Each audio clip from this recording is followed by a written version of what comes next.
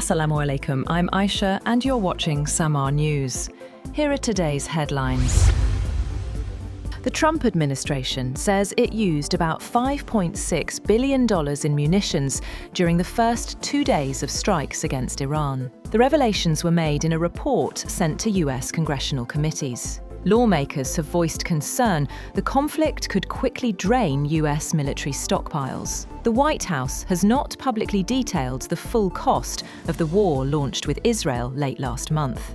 However, some officials expect the administration to soon ask Congress for tens of billions of dollars in additional funding.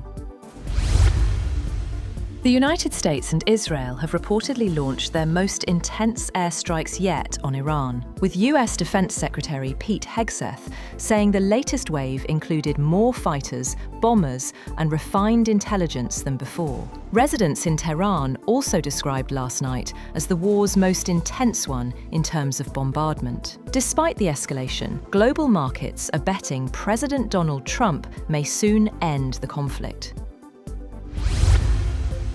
At least 486 people have been killed and 1,313 others injured in Lebanon as Israeli strikes intensify during the wider Middle East conflict. The World Health Organization says nearly 1/5 of those killed or injured are children. Also, the UN Refugee Agency said more than 667,000 people have been displaced across Lebanon, including about 100,000 people who fled their homes in just one day after Israeli evacuation orders in southern Lebanon and Beirut's southern suburbs.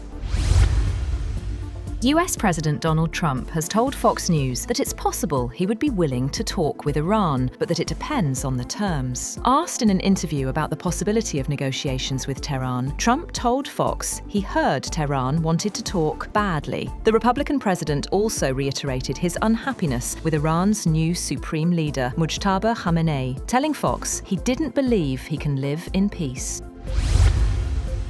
US President Donald Trump and Russian counterpart Vladimir Putin have discussed Monday the war in Iran and prospects for peace in Ukraine, just hours after the Kremlin chief warned that a global energy crisis threatened the world economy. The Kremlin said Trump called Putin and they discussed Russian ideas for a speedy end to the conflict in Iran, the military situation in Ukraine, and the impact of Venezuela on the global oil market. Trump told a press conference that he had a very good call with President Putin, adding that Putin wanted to be helpful on Iran. He said he told Putin he could be more helpful by getting the Ukraine-Russia war over with. Oil prices have plummeted 7% after soaring to a more than 3-year high in the previous session, as US President Donald Trump predicted the war in the Middle East could end soon, easing concerns about prolonged disruptions to oil supplies. Brent futures fell $6.79, or 6.9%, to $92.17 a barrel, while US West Texas Intermediate crude was down $6.55, or 6.9%, to $88.22 a barrel. Both contracts fell as much as 11% earlier before pairing some losses.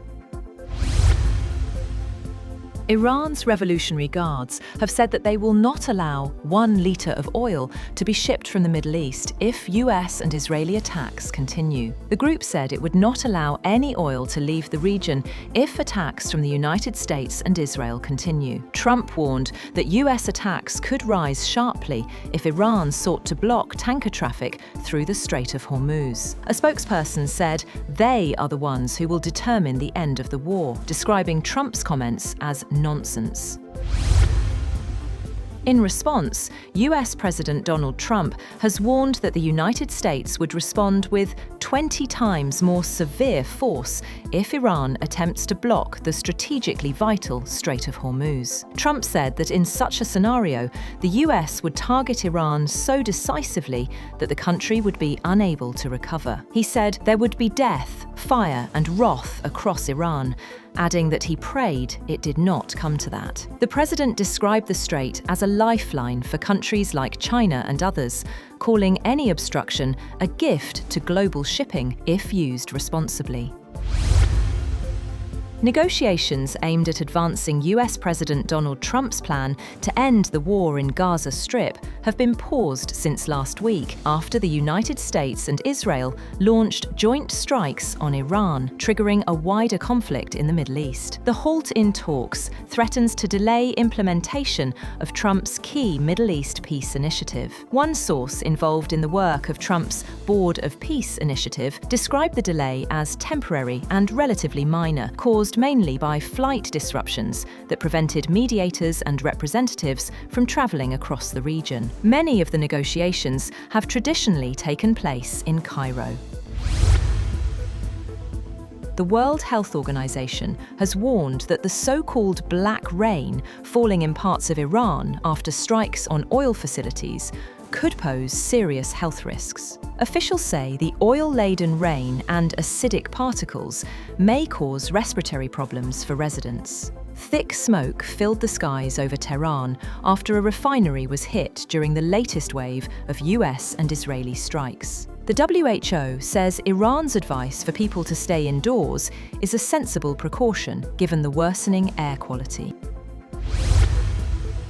And a senior United Nations official has warned that Afghanistan's continued isolation from the international system is deepening instability and blocking progress on key issues. Deputy Special Representative Georgette Gagnon told the Security Council that Afghanistan could again drive regional threats, including terrorism, narcotics trafficking, and mass migration. Several countries also condemned Taliban restrictions on women and girls, calling for an end to policies that limit education and employment. Also addressing the Council, Pakistan's UN ambassador Asim Iftikhar Ahmad said Islamabad would not remain idle while facing terrorist attacks from across the Afghan border.